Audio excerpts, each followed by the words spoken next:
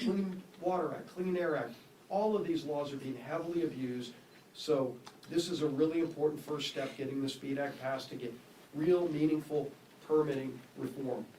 And then, of course, Dr. Miller Meeks talked about her bill, which is such an important step to lower costs in healthcare for all Americans, 100% of Americans. While Democrats only care about bailing out insurance companies and focusing on less than 10% of Americans that are in the Unaffordable Care Act, we're focused on lowering premiums for all Americans. And that's what you're going to see on the floor this week. You know, you think about association health plans, which have been proven to give people more options to lower costs. The Choice Act, which, you know, while everybody complains, they say, why would I watch TV commercials? I see this gecko lizard, and I see the emu, and I see all these other animals out there selling health, they're selling car insurance, they're selling homeowners insurance. Why aren't they selling health insurance? Well, that's because the laws at the federal level prohibit the ability for people to have choices to get people trying to offer them lower cost products for health insurance. Imagine if, for example, with Choice Act, where you can run through a health savings account, the ability where if you get your health insurance through your employer, if you're able to go find a better plan, if somebody could compete for your business and offer you a lower deductible plan with lower co-payments for your families, right now you can't go buy that product. We create those options with the bill that we're bringing to the floor tomorrow. The PBM reform that Dr. Miller Meeks talked about, where you can actually have lower prescription drug costs, again, for 100% of Americans. This is something that our 3 committees of jurisdiction have been working on for a long time. And yet, while Democrats only want to bail out insurance companies while premiums go up, we're focused on having lower premium options, lower cost options for 100% of Americans.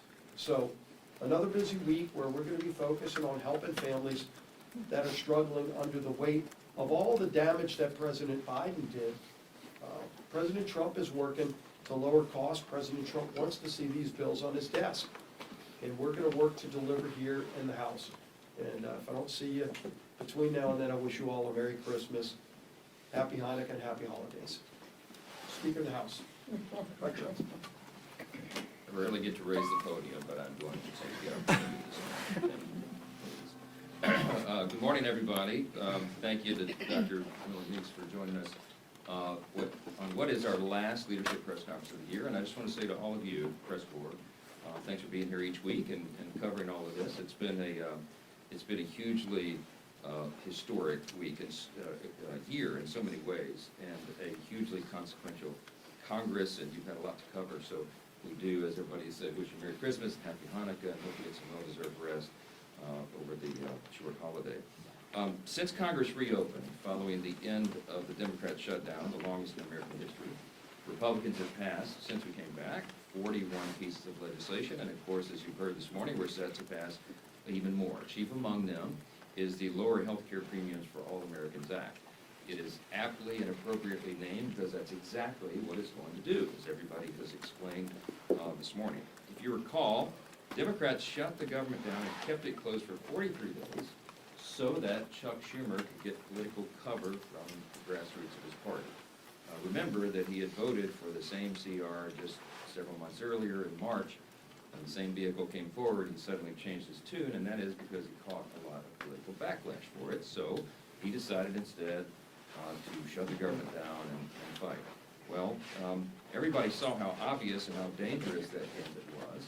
And so the Democrats tried to spin their selfish political decision to claim the whole thing was always about, quote, fighting for health care affordability. But that claim never made any sense because it ignores the very simple facts of the situation. It is the Democrats' Unaffordable Care Act that broke America's health care system, as has been recounted this morning. And it's the Democrats who have refused every good faith Republican effort to fix it along the way. Now, this is 15 years into this saga that the American people have been drugged through because the Democrats decided 15 years ago to break the system. They insisted when they passed the Unaffordable Care Act that it would reduce premiums, it would provide more choice and higher quality and all of that. And none of that ever happened. In fact, quite the opposite effect is what we have seen. All this was foreseeable, and that's why Republicans didn't support it.